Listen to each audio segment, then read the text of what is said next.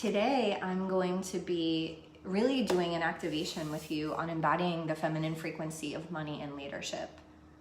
And I want to talk to you a bit about claiming your authority to price, to claim what you charge, and to heal any stagnant negativity, shame, or wounds that you might still have in your field around that.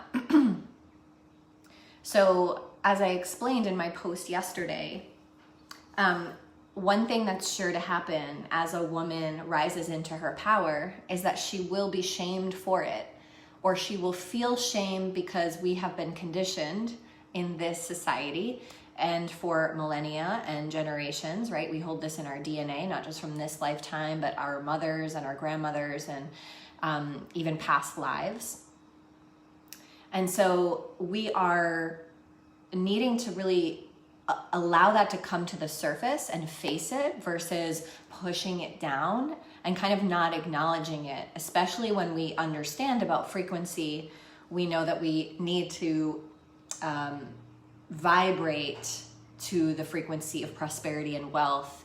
And when we feel those remnants of shame or what will people think and what are they thinking of me, we kind of push it down because we know that it's not right or it's not going to get us, a more prosperous reality. However, this is what the embodied feminine leader, this is the opportunity we have, is to do the embodiment work versus just intellectualize and analyze and do cosmic activations only at the cerebral or auric level. We actually are in our body and we need to activate this within our body. And that means going toward the wound and alchemizing the wound. So what I said yesterday is that one of the things that's sure to happen is that we're going to feel some shame, and people will likely shame us. And at some point we'll hit an upper limit and we feel that, the more money we make, we'll hit this limit that we have that's invisible, and we'll feel like other people are judging us and other people don't believe we deserve it and other people are competing with us. And then we actually start to take that on and we start to feel like we're undeserving and unworthy. And we don't want this to just creep up on us later, right? We want to be embodied now and really be intimate with our own verbal language, with what's going on within our mind and what's going on in our heart and what's going on in our body, because our body tells us everything about how we are feeling and how we're vibrating and how connected we are to that which we are wanting to live into, to manifest. So anyone who is shaming us, and we will face that, that's the reality. We will face people who will find it very confronting and they will project their own negativity around wealth and prosperity and being a woman who's independent and owns her own business and is making a lot of money. And that's why so many spiritual women, right? And you and I'm just speaking the truth here, right? We all know this. And the sooner we just come to the truth, the sooner we can liberate ourselves from this truth. But so many spiritual women are charging, right? Because we have been conditioned to think that money is bad and money is the root of all evil and money is what is raping and pillaging the earth. And right? And so to some degree this is true, but we actually came to change this. And without resources, without healing our relationship with spiritual prosperity, which is manifested in the physical form then for us to use to create a new earth, we will never be able to change anything, to live our destiny, to, give our mission, to live full out in the fullest expression of who we are, which is what we came to do, right? And so spiritual women especially know they have a destiny, know they have a mission, know they have a movement to lead, and yet they are denying prosperity on the other hand, right? And so therefore they're stuck, like they're not moving forward. And I have been there, so I'm not judging, right? I understand this plague essentially. It's like a fucking spell we've been under for a long time. And it's really time for us. And I know that it's happening actually. So many of us are waking up to realize that that is old programming, you know, and that we need to be done with that. To make money the devil, or make money negative, or, you know, talk bad about people who are making money is really just denying ourselves our own divinity. So we want to prepare and do the work around any shame that we expect to feel. And, you know, really just kind of, that is this process that I keep talking about in all of my trainings, which is the process of being near yourself and really uncovering any like intimacy, emotional blocks and trauma that you have that prevents you from going deeper within yourself. When you're not connected to that, that's when it will come up and slap you in the face and take you down, you know. And so we don't want to make it go away. We don't want to pretend it's not there. We actually want to become friends with it. And that's what we need to do to prepare for this potential upper limit, or, you know, denying of our own infinite prosperity that lives within us and is when we are totally worthy and deserving of this. So that is, you know, the activation that is available here in this training video. And I'm just going to go then into pricing. So how does that activation, and I'm just calling forth, right, our guides and our, all the ascended masters, especially the feminine lineage that is here kind of like transmitting to us every night when we sleep, and every day that we feel like really done with living in a poverty kind of consciousness. That is absolutely being liberated now. Like the feminine is rising, and what that means is it's not even about gender. It is just about the feminine essence rising that will, you know, heal what is going on the planet right now. And we absolutely have to rise into our own wealth and prosperity and create financial sovereignty for ourselves. Without that, we really can't make the impact we came here to make. So it is so time, and this is why that I'm creating this space, this new space for us all to gather and really teach women how to not only embody financial sovereignty and activate it within their auric field by doing the embodiment work, but then also teaching strategy that helps you get to $1 million business. Like, we're not messing around anymore. Let's not play small. Let's not say, you know, like, well, let's just get by. No. Like, those days are over. We're going way past that. So I want to talk about pricing for a minute. And I'm just going to go through some of the steps that I gave you yesterday and just talk through them with you. And if you have any questions and you're watching, I'd love you to give your questions in the comments and, you know, use this platform as time for free coaching with me. That's what I'm here for. All right. So number one, on how to price your offer according to the power, the true power that you believe that you deserve, right? And this is this power that you come into when you do the worthiness, the inner wound, the inner child, the attachment wound work that a lot of us need to do. The worthiness that comes from healing and integrating those fragmented pieces of the child within us that didn't feel worthy and deserving of unconditional love and being met. Right? Last live, I talked about our needs being met and being able to ask for what we need is a really important piece of this. And so pricing is really related to that. When you get on a sales or enrollment or discovery call with a potential client, you have to embody leadership and you need to ask for the sale because you're holding a container for someone's transformation. And this is a gift that you're giving them, but they will not step in unless they feel that energy from you. Right? And so one of the things that I think, you know, really affects women so much is claiming that, you know, this program costs, say, $10,000. The investment for working with me at this level is, say, $10,000. Let's use that. And it is so scary for so many of the women in this collective to claim that, to say it out loud, to face this person who might laugh at us or say we're crazy. And a lot of us have even manifested that, right, experience so that we would feel what it feels like for someone to think that we weren't worthy. We had to face it. And so now we're being called into the next level of it, which is to say it and call forth people who feel it in our frequency that that is happening, right? Because money is endless and it's renewable and it's immediate. And you're not taking away from anyone when they invest with you to create transformation in the container that you hold for them. I am psychic. Yes, I am actually. I'm glad to hear that. And today I was realizing I want my one-on-one to be 10,000, not 5,000. Boom. Yes. It's really just frequency. You know, it's really not numbers.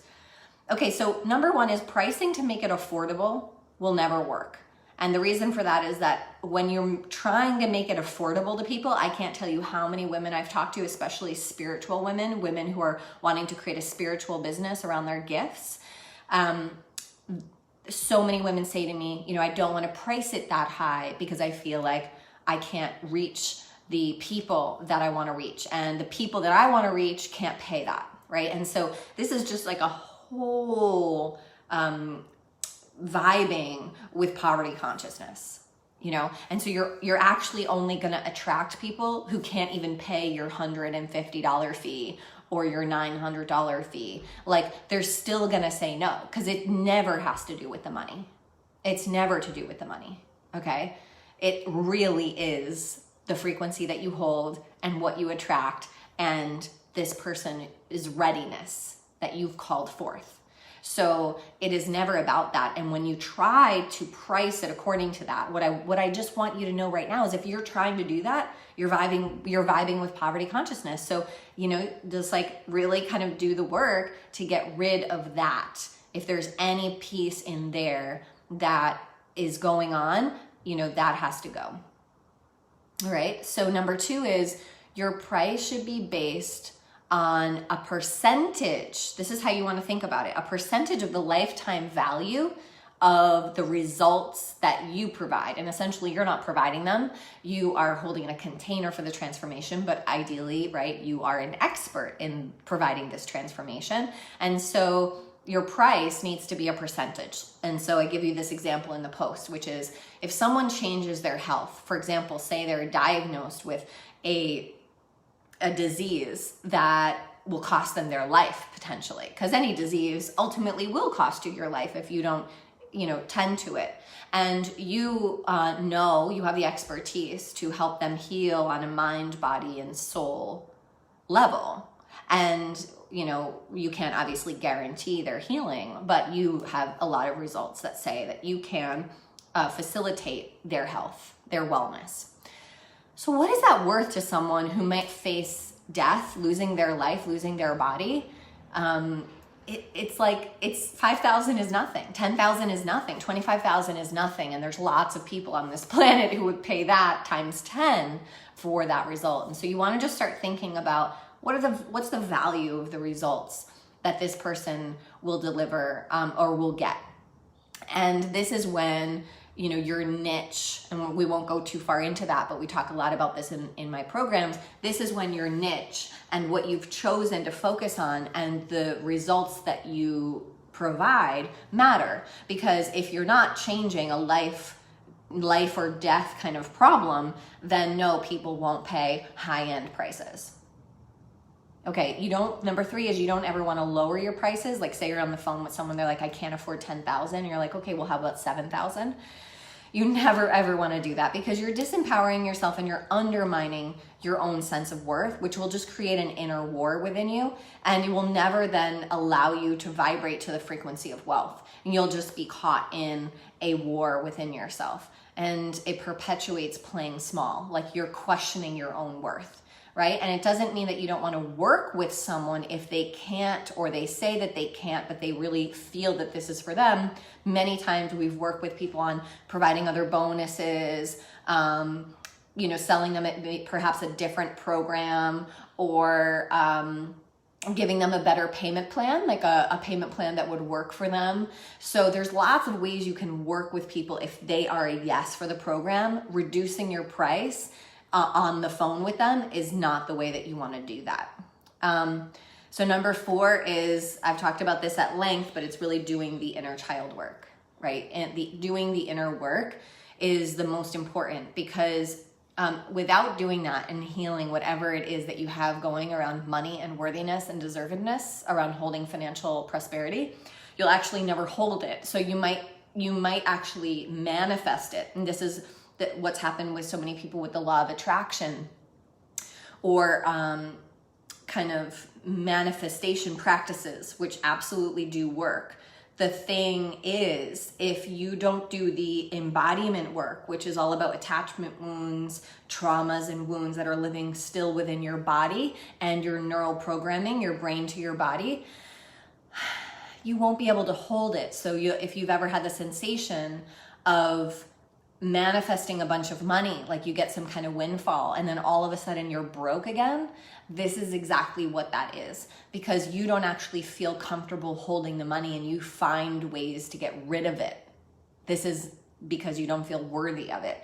So doing this deep work is so important to scale, to, grow to a 7-figure business, right? To have more visibility, to have more clients, and to have more responsibility. This is huge, because the more money you make, the more responsibility you will have.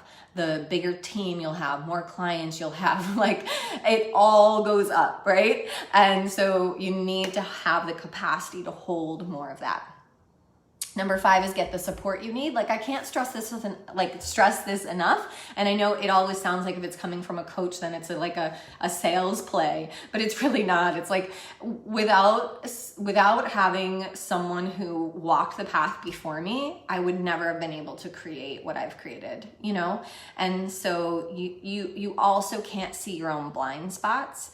And I've seen this just time and time again, especially over the last couple of weeks with clients just kind of mirroring this to me. That's why I put it in here, because a client who has a wound from childhood where they still don't see how that's, making them play small, and their clients are saying no to them over and over and over again on calls, they can't see what's happening. And then I can see it and reflect it. And then once they're able to heal it, it changes, it alchemizes super fast.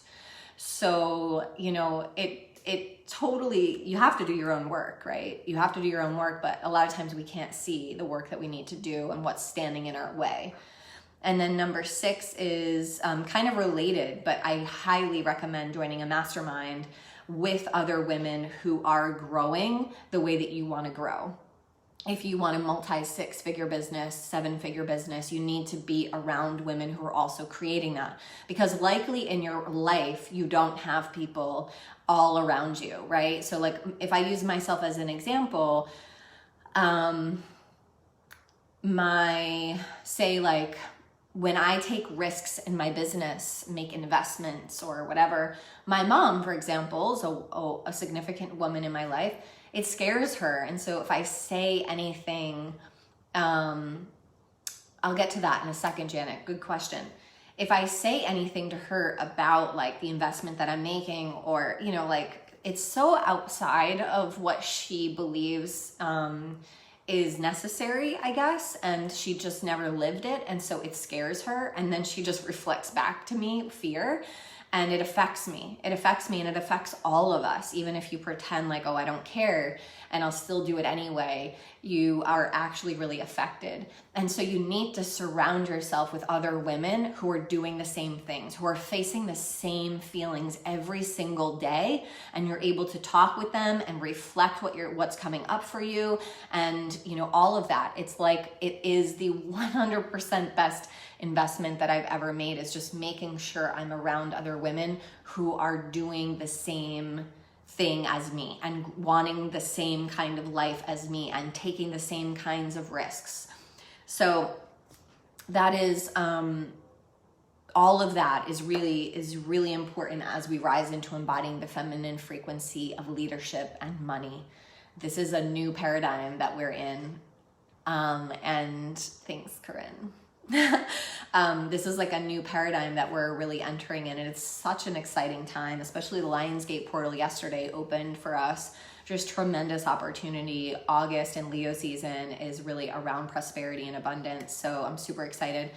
I'll go back here. Let's see if I can see. Maybe it's better on my computer. Janet, you had a question, which is, how do you source the sensation to hold the capacity?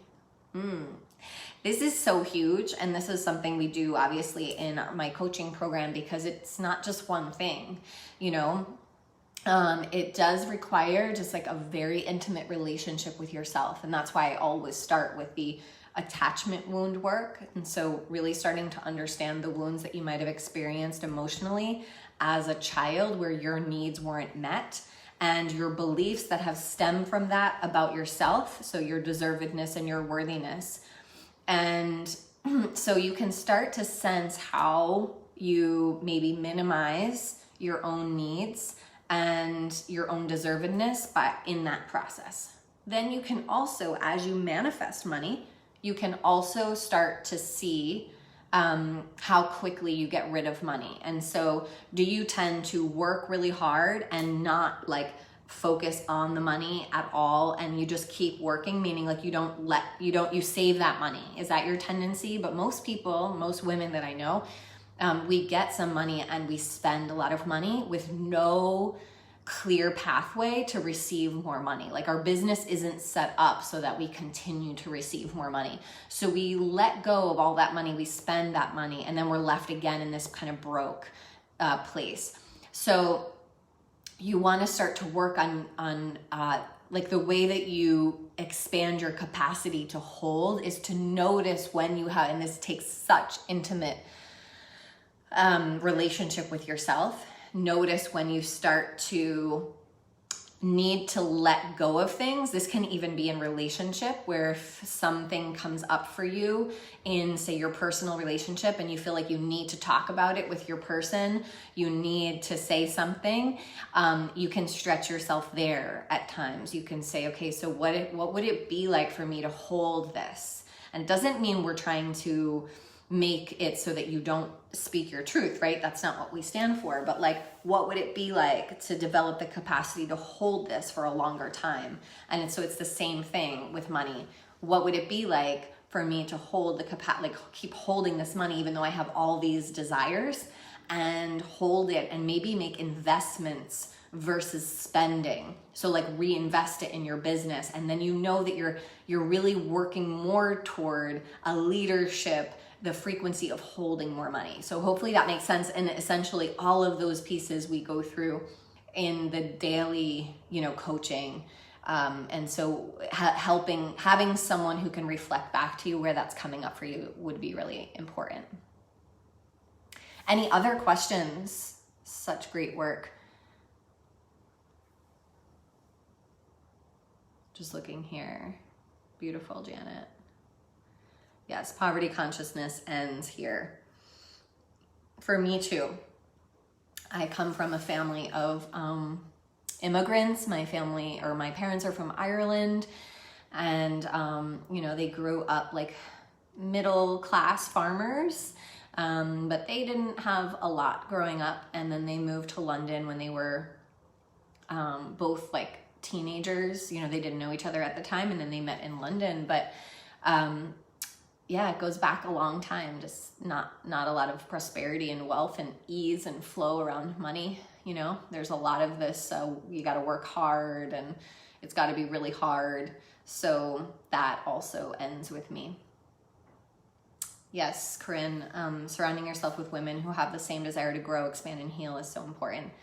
I would argue, being in the coaching, personal development field for like 6+ years, I don't actually think anyone can create the next level for themselves without being held in a container by a leader, and also having women around them who are wanting the same things. It's just that we're really outliers, we're revolutionaries, we're light workers, most of the people on the planet are not doing what we're doing. And so for the most of the reflection we'll get out there is people who will be like, wow, that's really great.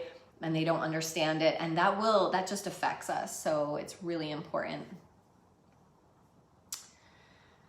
Ashera, I grew up in a family that had money but refused to use it even for medical needs. It was maddening because I knew it was there. Yeah, interesting. So you would have been affected by that. You would have been affected by that as well.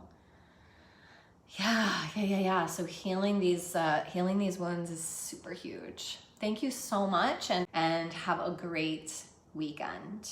Mwah.